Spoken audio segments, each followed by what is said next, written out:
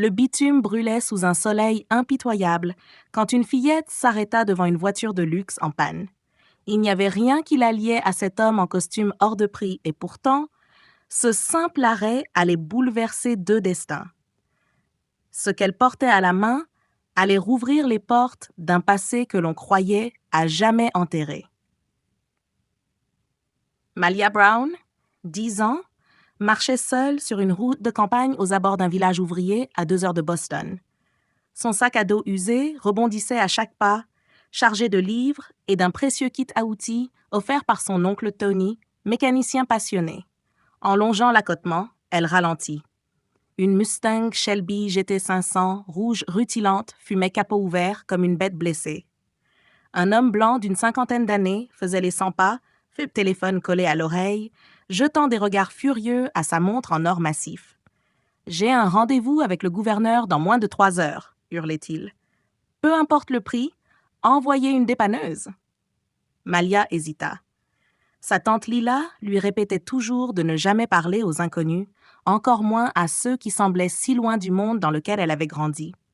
Mais l'urgence désespérée de cet homme éveilla quelque chose en elle. Elle s'approcha, prudente mais assurée. « Excusez-moi, monsieur, besoin d'un coup de main ?»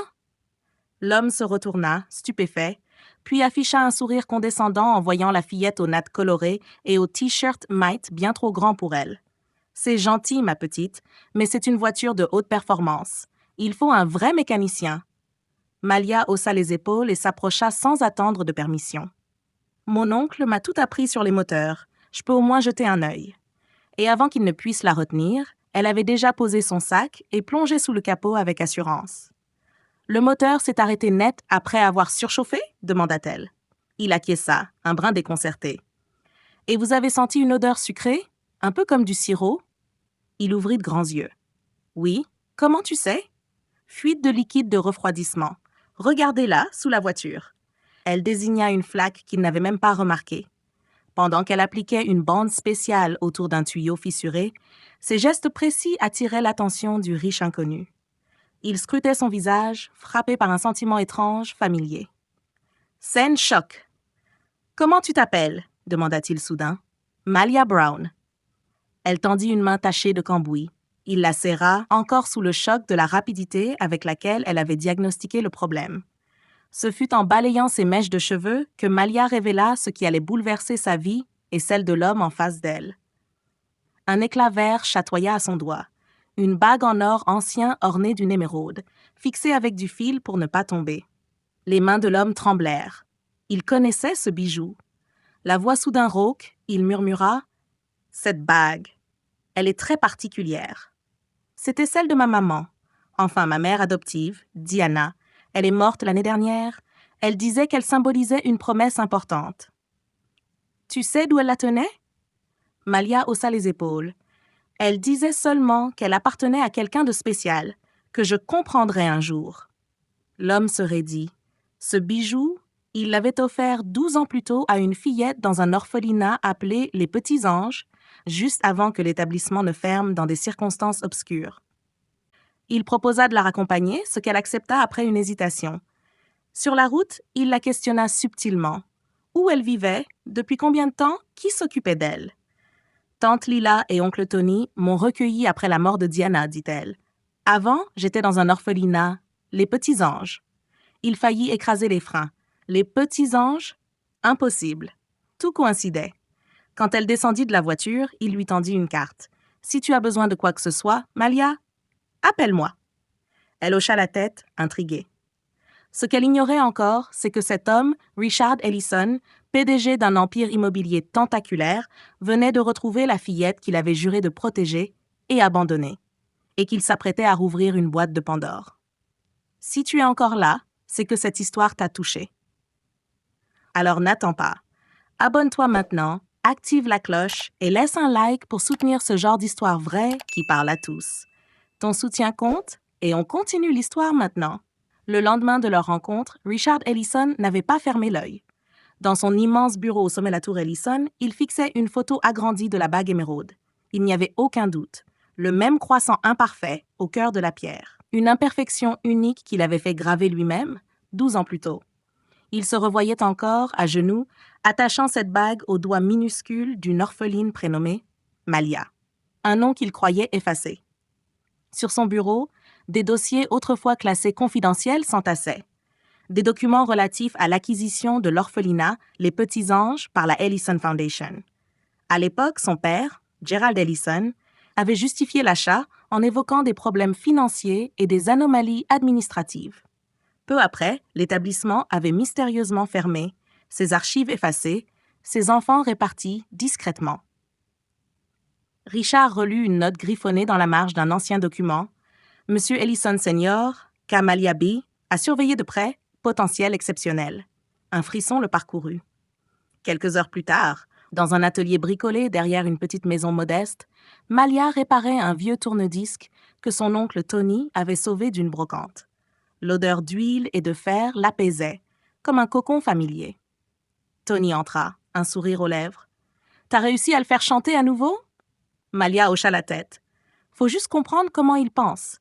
Même les objets ont une logique. » Il posa une main affectueuse sur sa tête. « T'es née pour ça, Malia.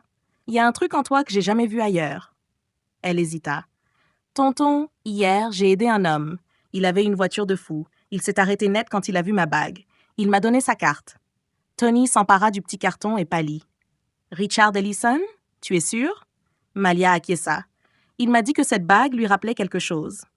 Sa tante Lila, qui venait d'arriver au pas de la porte, s'immobilisa. « Il est temps, Tony. »« Tu es sûr ?» Elle mérite la vérité. Ce soir-là, assise dans le salon, Malia apprit une vérité qui allait tout changer.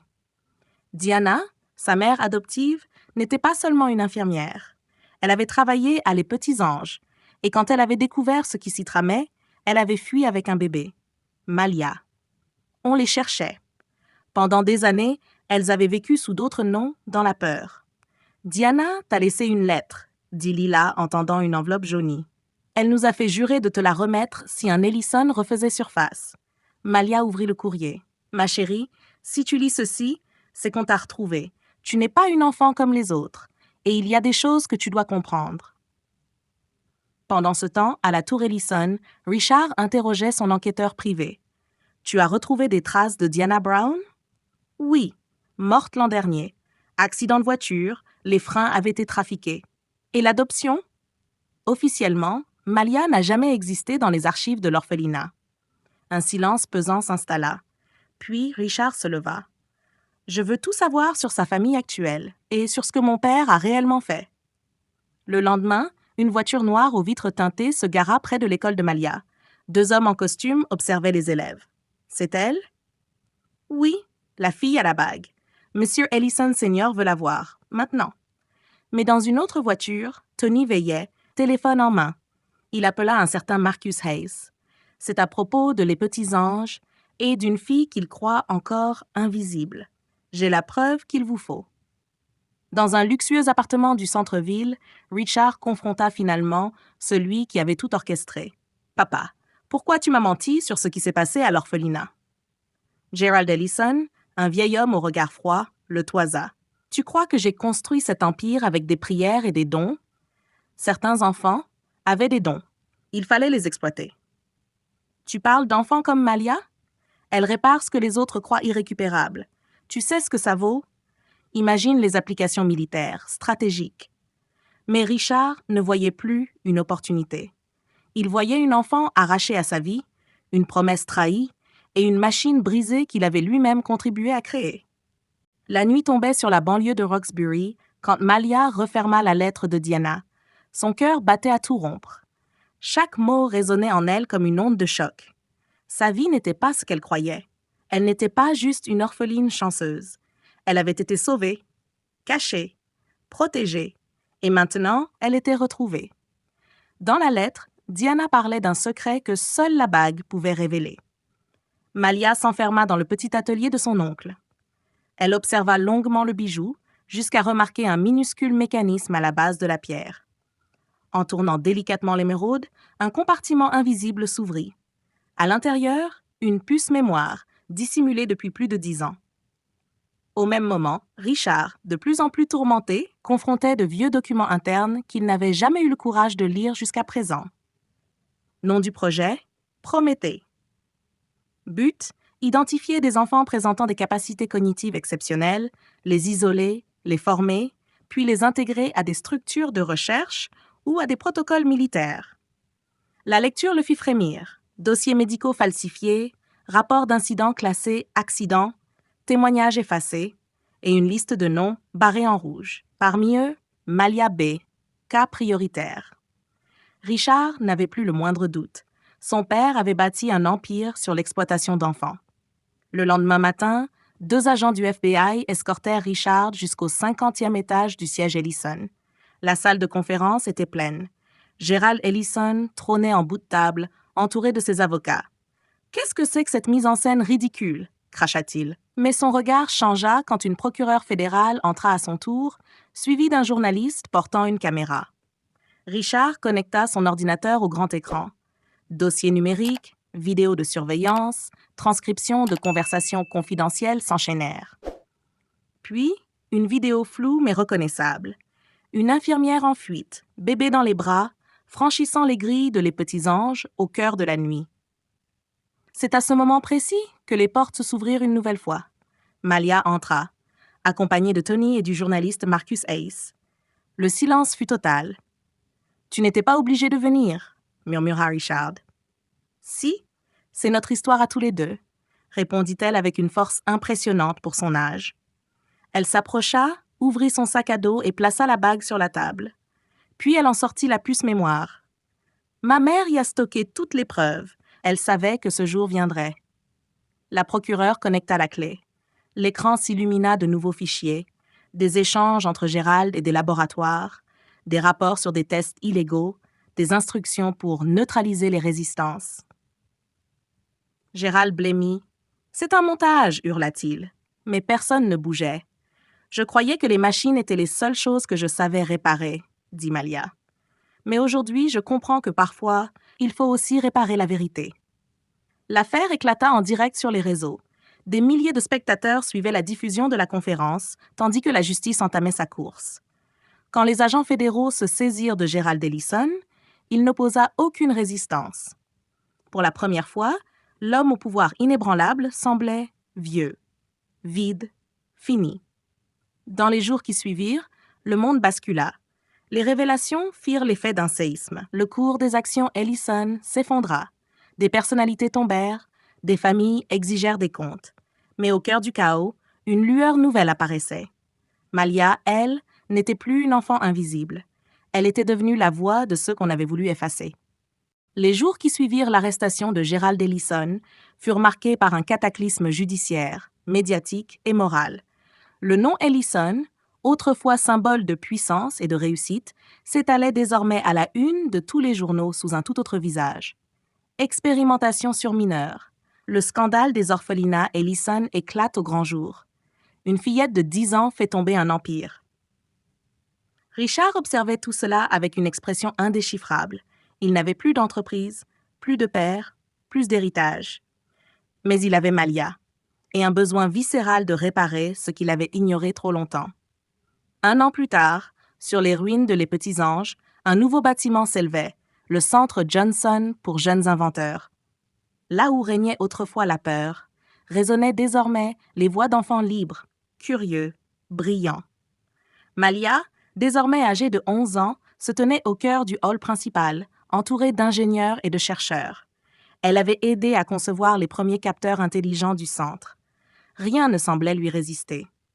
Dans un bureau adjacent, Richard, costume troqué contre une chemise roulée aux manches, discutait avec des investisseurs. Il avait investi le peu qu'il lui restait pour fonder l'initiative Prométhée, un programme cette fois tourné vers la détection éthique de jeunes talents issus de milieux défavorisés.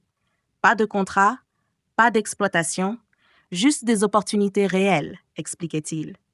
L'homme que l'on surnommait autrefois le fils du loup était devenu un mentor. Tony, lui, dirigeait le programme technique du centre. « Elle vient de déposer son 3e brevet », annonça-t-il fièrement. Harvard, Stanford, le MIT, ils sont tous en train de la courtiser. Mais Malia restait humble. Elle n'avait jamais voulu la gloire. Seulement que plus aucun enfant ne vive ce qu'elle avait vécu. Sur les murs du centre, un parcours visuel racontait toute l'histoire. Photos d'archives, coupures de presse, visages d'enfants disparus, et au centre, une bague émeraude encadrée sous verre, gravée de ces mots. Ce qui était brisé peut être reconstruit. Pendant ce temps, dans une cellule grise d'une prison fédérale, Gerald Ellison fixait le mur. L'homme qui possédait autrefois des chaînes d'hôtels, des médias et des politiciens passait ses journées dans un silence amer. Il refuse toute forme de réhabilitation, murmura un gardien. Il pense encore pouvoir s'en sortir. Mais ses alliés l'avaient abandonné. Sa fortune avait été saisie. Son nom effacé. Ce soir-là, le Centre Johnson organisait sa première cérémonie de fin de programme. 12 jeunes issus de quartiers délaissés recevaient leurs diplômes et leurs bourses d'études. Certains partaient pour les plus grandes universités. D'autres lançaient déjà leur start-up technologique. Malia, trop jeune pour en faire partie, monta pourtant sur scène pour un discours. Elle regarda la salle, puis son regard s'arrêta sur Richard. Quand j'avais 10 ans, j'ai aidé un inconnu à réparer sa voiture. Je croyais lui rendre service, mais en fait, c'est lui qui m'a rendu visible. Silence. Frisson. Quelques semaines après la cérémonie, un courrier inattendu arriva au Centre Johnson. L'expéditrice, Victoria Ellison, fille cadette de Gerald, procureur fédéral, qui avait publiquement renié son nom après l'éclatement du scandale. Grâce à ton témoignage, Malia, nous avons pu identifier 5 autres orphelinats liés à Prométhée. 37 enfants retrouvés. Certains possèdent des dons proches des tiens. Ils sont en sécurité et ils aimeraient te rencontrer. Malia posa la lettre sur la table, les mains tremblantes. Tony et Richard échangèrent un regard. Lila sourit tendrement. Ce qui avait commencé sur le bas-côté d'une route, avec une simple réparation de moteur, était devenu une révolution silencieuse. L'initiative Prométhée s'étendait désormais à l'échelle nationale. Chaque trimestre, de nouveaux enfants aux talents uniques étaient repérés. Mais au lieu d'être exploités, ils étaient protégés, formés, accompagnés. Une nouvelle génération d'architectes, d'ingénieurs, de scientifiques voyait le jour. Non pas pour servir un empire, mais pour construire un monde plus juste. Richard consacrait chaque jour à leur offrir ce qu'il n'avait jamais su donner. Un avenir sans dette morale. « Je croyais avoir tout perdu », confia-t-il un soir à Malia. « Mais c'est en te suivant que j'ai enfin trouvé un vrai sens à ma vie. » Dans les jardins du centre, les enfants jouaient librement, sans peur, sans mensonge, sans chaîne. Malia les observait en silence. Elle tourna l'émeraude à son doigt, désormais trop petite pour sa main, mais dont la signification était devenue immense. « Mon vrai pouvoir, pensa-t-elle, n'a jamais été de réparer des machines. C'était de montrer que la vérité, elle aussi, peut être reconstruite. » Et ce que ni Gerald Ellison ni son empire n'avaient prévu, c'est qu'une simple bague, transmise avec amour, pouvait contenir assez de mémoire pour briser des décennies de silence. Si tu es encore là, c'est que cette histoire t'a touché. Alors n'attends pas. Abonne-toi maintenant, active la cloche et laisse un like pour soutenir ce genre d'histoire puissante, humaine et nécessaire. Ces récits sont plus que de simples histoires, ce sont des miroirs tendus à notre société. Ton soutien compte. Et d'autres vérités attendent encore d'être révélées.